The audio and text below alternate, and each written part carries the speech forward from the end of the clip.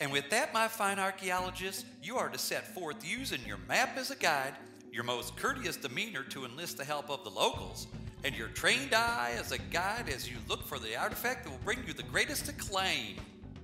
What's that? You want to know how to get the greatest acclaim? Oh, that's simple. Find the best example of a ceramic masterpiece as described on your criteria sheet. Keep that handy as you search.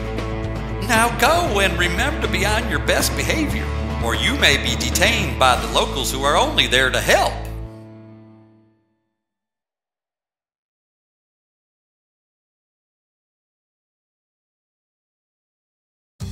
Welcome back to the museum.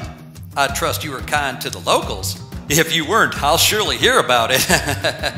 Now, please return your trusty spade to the master curator and place your find on exhibit in your museum. The next part of your adventure takes you to a stack of curator cards. Use these curator cards to find out the true value of the piece you found.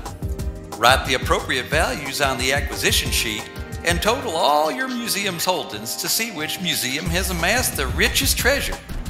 Oh, one final word of caution.